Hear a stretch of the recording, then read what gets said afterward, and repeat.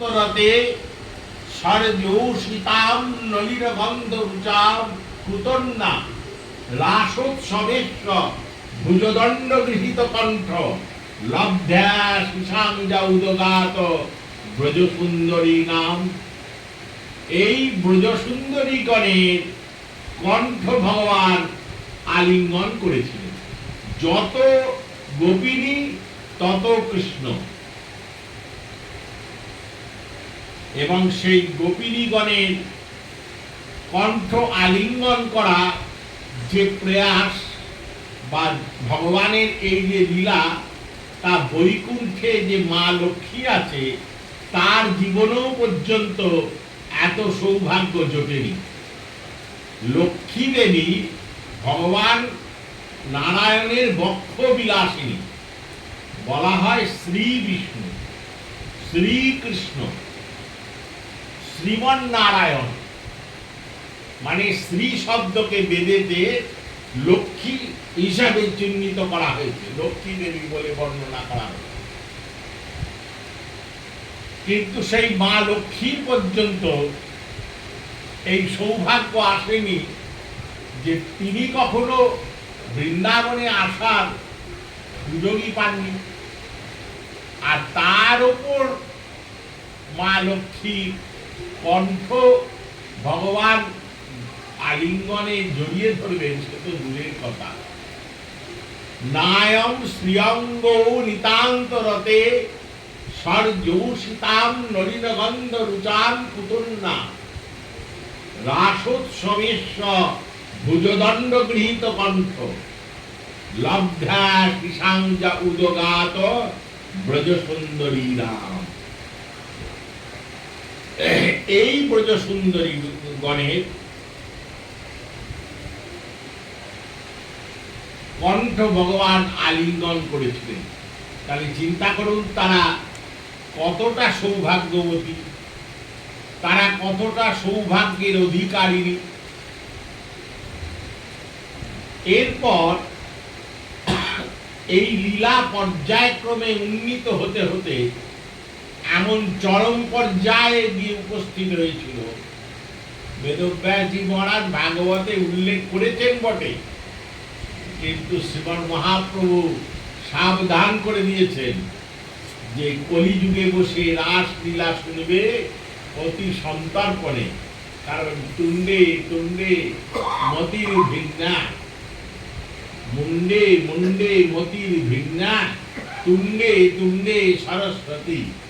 আমাদের সবার তুণ্ড মানে মুখ, সবার মুখে আমাদের সরস্বতী মা বিরাজ করে। আমরা কেউ কম যাই না কারুর থেকে, কেউ আমরা বলবো না যে আমি কম জানি, আমি সব জানি।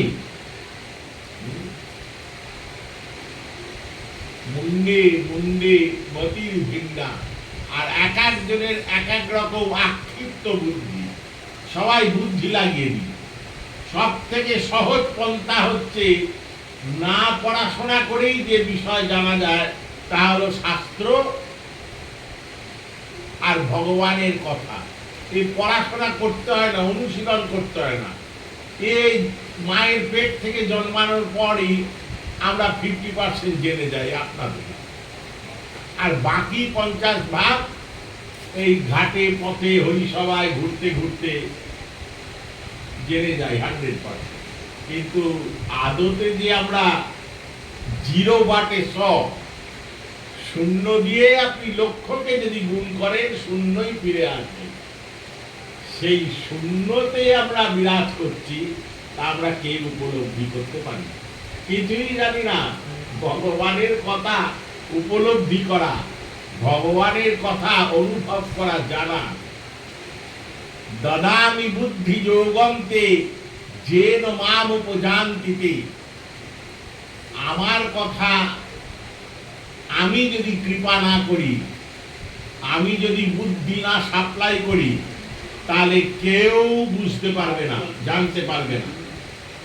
কারণ সহস্র গ্রন্থ পড়েও আমার কথা বোঝা যায় না, একমাত্র আমার কৃপা সাপেক্ষতা হচ্ছে।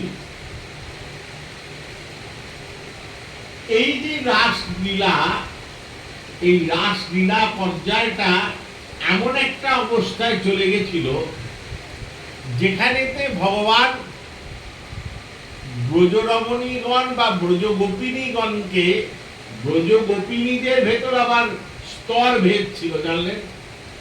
সব গোপিনীরা রাসে যে অধিকার হয়েছিল তা নয়, কারণ রাস পঞ্চাধ্যায়ীর ভেতরই আছে।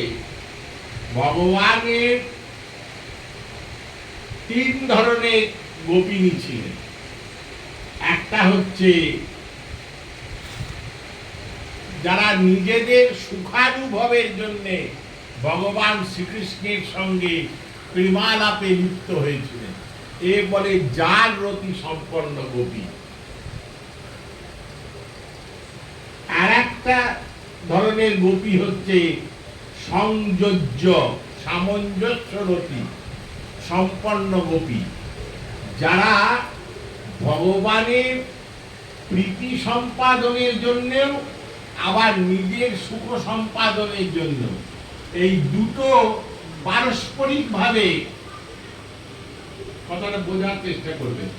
একটা প্রথম পর্যায়ের যে গোপিনীরা, তারা শুধুমাত্র নিজেদের সুখ সম্পাদনের জন্য ভগবানের সঙ্গে সখ্যতা স্থাপন করেছিল। কিরকম?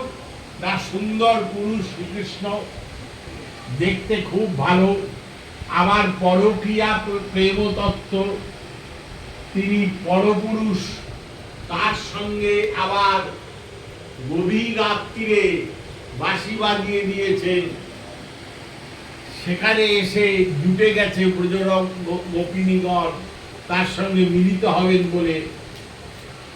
এতে তারা নিজেদের যে সুখানুভব, একে বলে সামান্য রতি সম্পন্ন গোপী। কিন্তু এরা বন্দনীয়, বন্দনীয় এরা। সাধারণত আমরা পর পুরুষের সঙ্গে রাত্রিবেলায় গৃহে রমণী কন্যা যদি মিলিত হতে যায়, আমরা তাকে সমাজেতে প্রবেশ করতে দেব না, ঘরে প্রবেশ করতে দেব না, নিন্দা করব তাকে। কিন্তু পরপুরুষের সঙ্গে মিলিত হতে গিয়েও এনারা ত্রিযুগে সর্বত্র যুগ যুগান্তরে বন্দনীয় গোপী হিসাবে চিহ্নিত হয়েছে। বন্দনীয় এনারা কেন? না, মিলিত হতে গেছেন কার সঙ্গে? না, ভগবান শ্রীকৃষ্ণের সঙ্গে। এখানে সাবজেক্টটা হচ্ছে ভগবান শ্রীকৃষ্ণ। শ্রীকৃষ্ণের সঙ্গে তুমি যেভাবেই হোক সম্বন্ধ স্থাপন করো,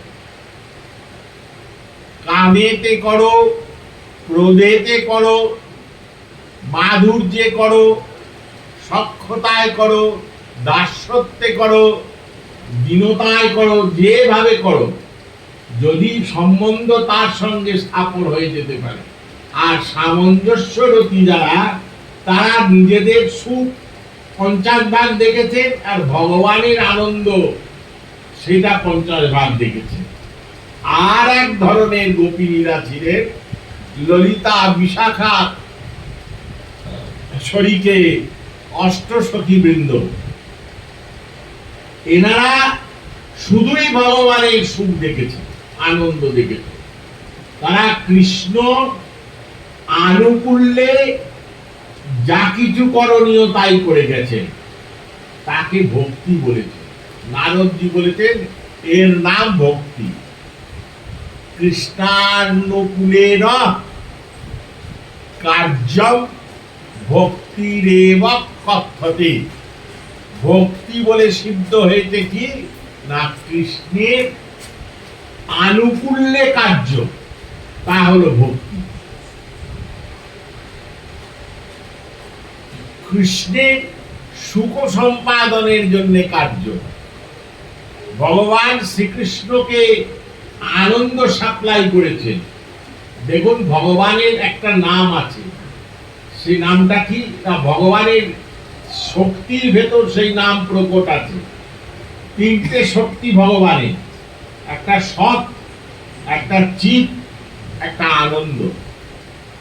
নাম হয়ে গেছে সচ্চিদানন্দ বা চিদানন্দ। শব্দাংশে সন্ধিনী চৈতন্য চরিতামৃতকার সুন্দর করে ব্যাখ্যা করছেন।